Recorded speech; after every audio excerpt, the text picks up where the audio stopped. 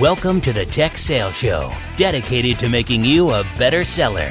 Recorded 4,827 miles across the Atlantic Ocean with Bobby Das from Houston, Texas, a father, husband, golfer, pilot, and tech seller. And Brian Evans, an expat in London, England, family man, 2X Ironman, and an ERP salesman. Both sharing tried and true sales strategies and providing free tools to make each week and campaign easier for you. They also answer your questions weekly. Now, here is Bobby and Brian. Hey, Bobby. What's up, Brian? Today we have Tailor for Resonance. We are doing a series on the Challenger Sell. It's been a fun series to work through. Today is all about how do you tailor your message for, let's say you have six customers like you do, Bobby, or let's say you have 600 prospective customers. We're going to help you kind of think through that. How do you approach your customer list and how do you apply it to make it relevant for them? We're also going to talk about how to take control of the sales cycle. If you've missed the other episodes, it's probably worth starting at the beginning. What we started with at the beginning is kind of comparing and contrasting the Challenger Sell to the traditional spin sell approach and solution selling. So we talked about kind of what's worked, what didn't work, some of the old school questions, and how the Challenger Sell has really transformed the process. We talked about the old personas, so different personality types and how you may have approached sales in the past, and how the Challenger persona is a strong one, and it's one that will really be the one that survives over the next decade. And then last week we kind of brought it all together, and we talked about the 6 steps of the Challenger way, and we gave an example. We gave a Workday example, the company that I work for today. So we thought today would be good just to cover off on both tailoring for resonance and taking control of the sale. It continues to happen where I talk to reps and they're like, you can't control the sales process. You can't control the customer conversation. And I do think if you follow the previous 3 episodes and read the book, you can create and control the conversation. About 2 years ago, I was at a sales trip with a vendor named CDW here in the States. They sell billions and billions of dollars worth of product and have millions of products that they do sell. And in the hallways internally to them, there were posters everywhere that said, create, control, and dominate. CDW might sell a whole lot of things that everybody else sells, but through the power of this message, their reps are seeing every day that they create the opportunities, control those opportunities, and then dominate, they will be successful. And I think it's in any pitch, it's absolutely critical that your audience understands and relates to the story you're telling by tailoring it to the problems that they have and they see in the real world.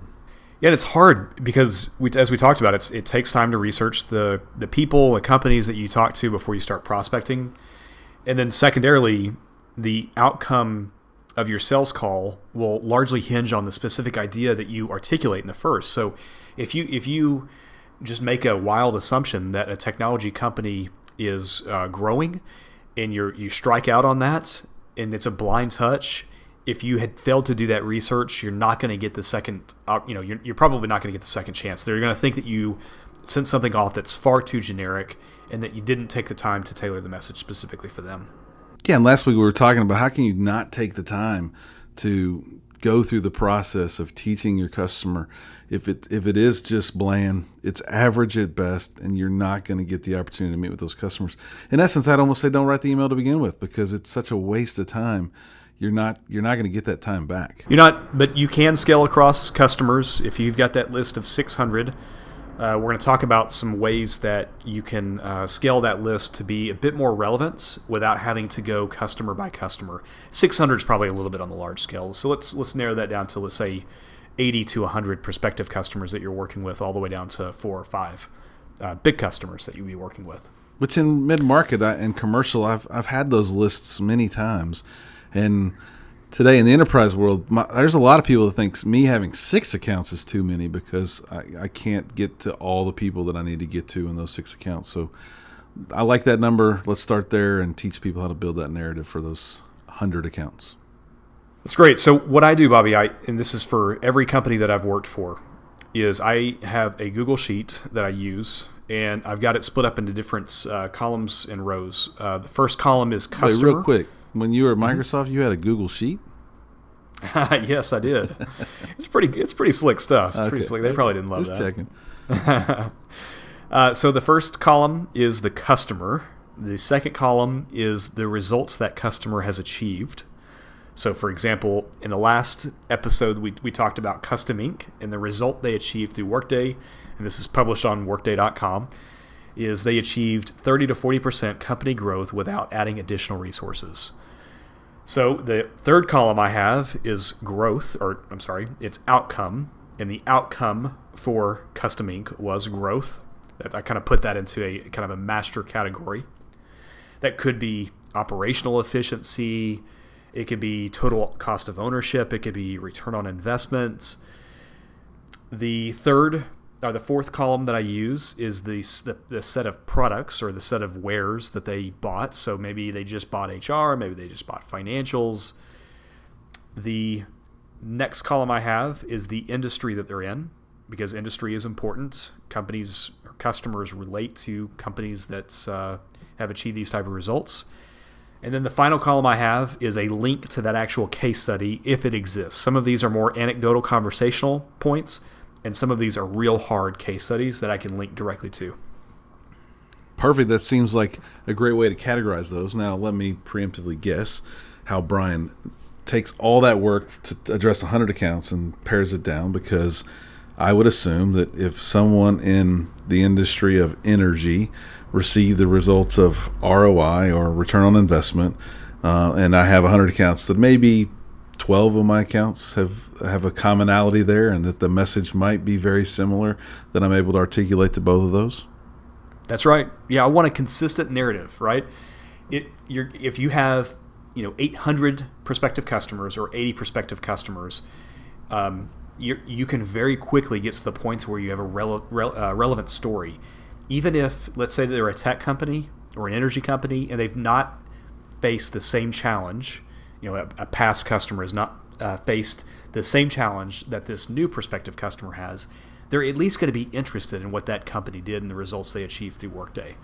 So maybe you're not as specific if you haven't done the research that you need to on that customer, but they'll at least find it interesting. Hey, this is a customer in our industry that have achieved results through Workday. Might be worth a 30-minute conversation. Also, I think when you have that industry overlap, you're going to pique their interest if you've done business with any of their competitors locally. I would say out of my 6 customers, 4 of them are direct competitors. All the while, there's enough business to go around for all 4 of them. They're very interested in what each other's doing, and without having to glean or share competitive information, you can tell a story that's going to help build your case. So once you have that consistent narrative, you want to make sure that you're overlapping not just their industry now, but the business challenges that they faced, and then help those customers see how they can achieve better results, ROI, or that, I think it was your third or fourth column, Brian, how those things can start coming together. So maybe you have a bunch of industry similar type customers, and then you can start telling 3 or 4 things that they've all improved on at different levels, as you mentioned, to achieve results with your product or wares. Yeah, and what you're not doing in any of this, with none of these statements, are you saying, hey, wouldn't it be great to have Workday for financials? You've not come out and said, oh, we've got this great way for you to reconcile multi-entities, multi-currency transactions. You're not pointing at any capabilities of the technology. You're pointing to business outcomes, which tends to be far more interesting to customers. You're going to get to that other stuff. You're going to lead them to the product that you're actually selling. You just don't want to start off with the product you're selling. Like, how many emails do you get it's like, some marketing newsletter that it's just a bunch of corporate jargon that I'm supposed to decipher and then decide if I have this problem, right? I'd much rather be teased with an outcome like this. We talked about this strap that I've bought. It's called Whoop, WHOOP. They're not an advertiser. We'd love them to be an advertiser, but basically they didn't sell me by saying, hey, we are measuring HRV, your heart rate variability. That's not how they sold it, but that's effectively what the product does. What they sold me on was that Lawson Craddock, who did the Tour de France, used this to measure his own performance and it helped him know when he needed to have an off day versus a training day. So it helped him. That's the outcome it helped him with. He was able to train more efficiently and effectively and become a stronger cyclist because of it. We talked about it last week too. You can't say what you do first. Like we sell human capital resource management software that leads the world. It's the leading with your product's never going to be the right thing to do. And I think as we continue down this podcast road, we should do an episode again on how people tell their story so they don't lead with what they do, but lead with how they impact customers' business so that we can help them deliver a better story as well. And we also need to make our content informative and tailored to every conversation that we have. Demonstrate our unique challenges that we've solved for those customers. It doesn't always have to be the buzzwords. It has to be your stories.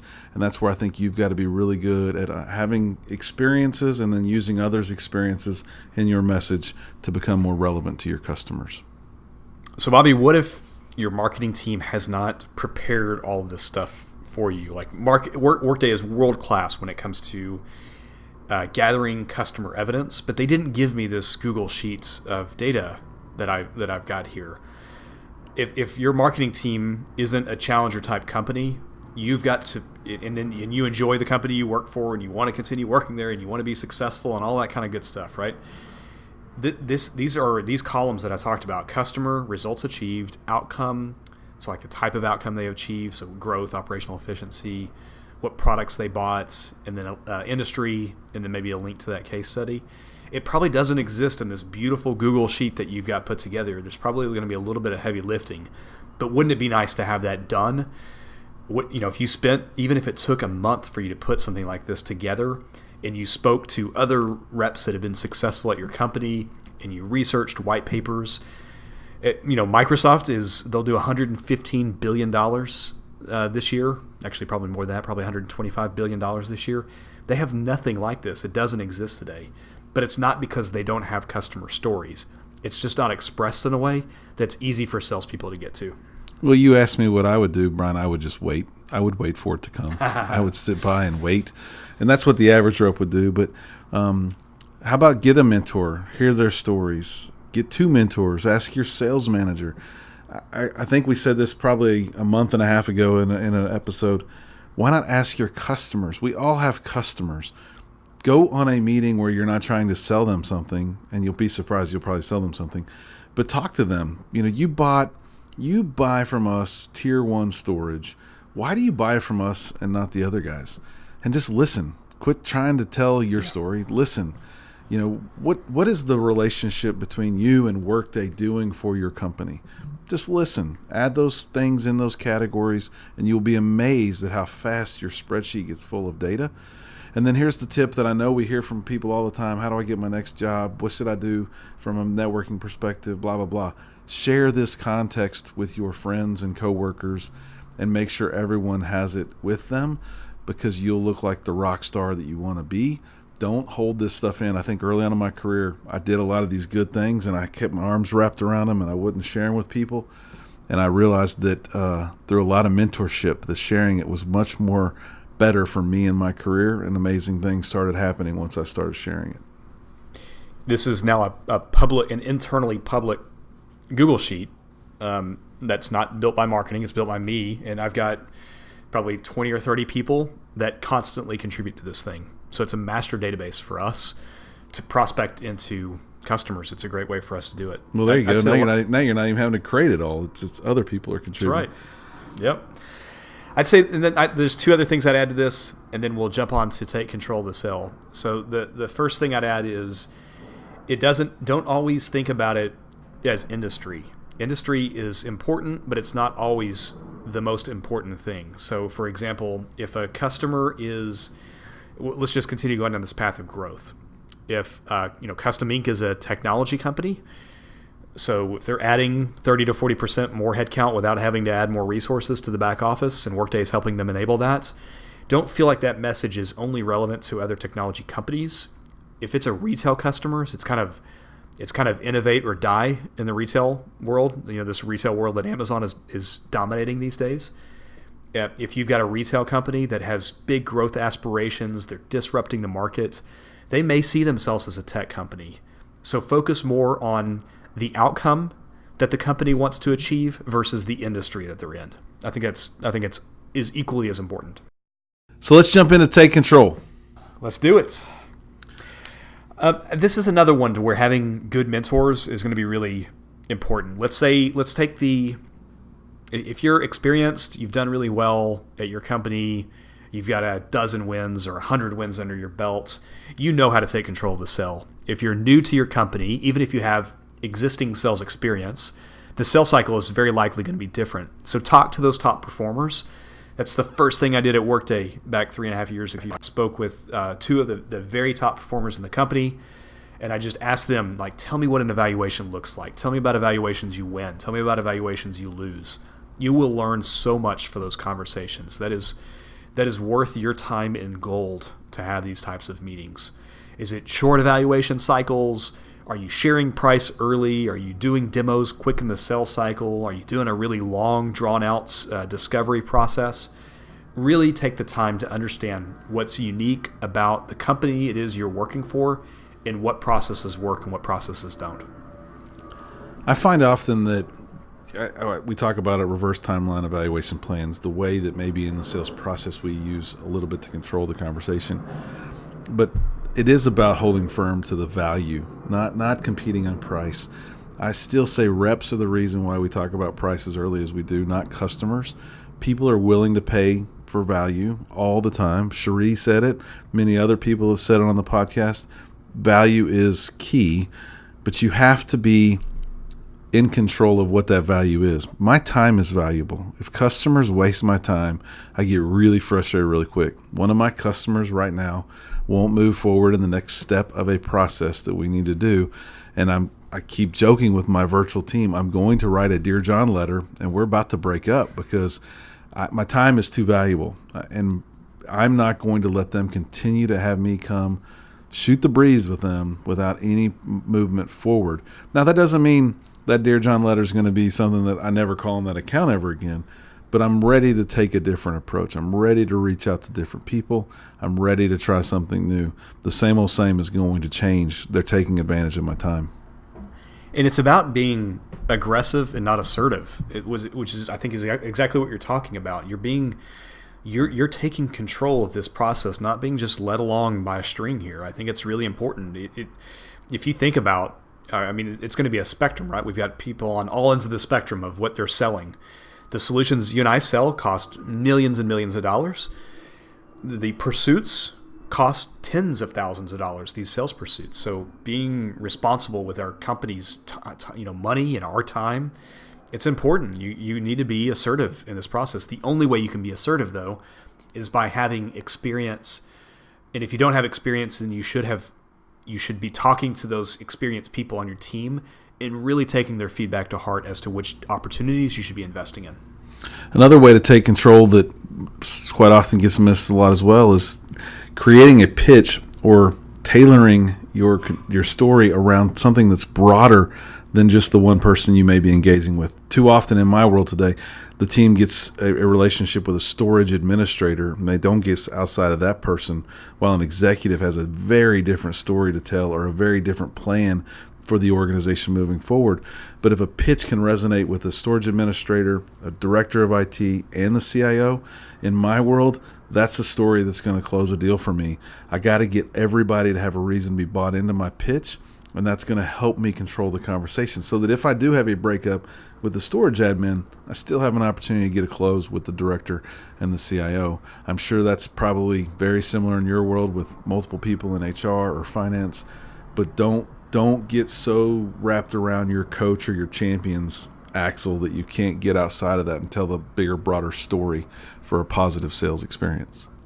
Yeah, it is as well-intentioned as a mid-level manager may be in these accounts. As good as they are a coach for you, as good as they are as a sponsor for you, when it comes time to taking that multi-million-dollar proposal to the board, it's going to die if it's not relevant to the VP or the CEO. So you need to take control of the sales process to make sure that storage admin or that finance director knows the bigger picture here. And if And if you're getting led down a path that's going to lead you to getting slaughtered because you're not talking at the right level and you've not built the right business case at the right level, you're ultimately going to get let down because you're going to take a proposal that's going to be out of the ballpark of what that finance director or storage administrator could ultimately get approved, and it will be a big waste of time for everybody.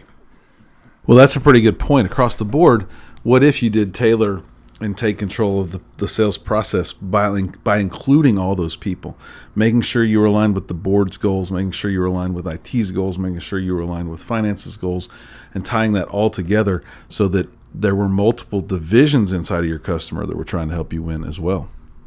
Yeah, and why don't we give an example here? I think that may help it resonate. That's a great way to put it. So let's say you've got a prospect, Bobby, that let's say you've never spoken to him or her, or even one that you've started an early process with, you've had an early meeting with, and they drop an RFP in your inbox. What do you do first? And like, let's say you don't have enough to do, you've not written that RFP. Let's say it's kind of, it's been sent out to half a dozen other people. Well, I just forward it to my virtual team and tell them to respond by the date that it's due so that we can win.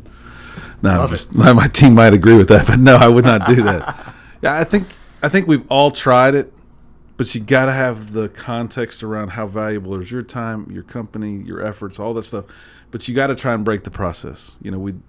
Maybe it's the I'd love to respond, but conversation, and have some conditions around it. If everybody's going to get the same conference calls to ask questions, and that they're all going to hear the great things you're going to share, is it really worth your time to try and respond to this one? Those conditions can be a lot of things. In my opinion, it's really going to go back to my time. But do I have a real shot to win? And maybe that's the first thing. I would ask that condition. Do I have a real shot to win? Yeah. How about meeting and discovery with the stakeholders? Let's say a lot of times you don't have the CFO or CIO or CTO that sends out the RFP. A lot of times it's going to be, one of their people that are sending out this RFP. So maybe you say, look, I'd love to do it, but I need to have a meeting with the stakeholders. Like your RFP has a lot of details about what you want this new solution to have, like what check boxes it needs to be able to check. But it doesn't tell us why you want to do this project. I want to meet with your team to understand why you're even undertaking this project in the first place. Well, I've never seen an RFP with a budget either, but that would be a good place to start too. Like, if we solved all these things, like you're asking for a unicorn, apparently, if we solved all these things, is it worth $10 million, or is this like $100,000 unicorn you're really trying to find? And beyond that, what if I do solve all this? What about the ancillary things we just talked about? Is finance bought in? Is security a big piece of this? Maybe you have the unicorn from an IT project, but no one's talking about security. There's no way in today's world that project's going to get approved without security being involved in the process. So maybe those are some points of reference or conditions that you would have before you started to respond to an RFP like that. Yeah, it could be a customer request, a customer reference visit. So one of the tactics I've seen out there too is, we'll respond to this.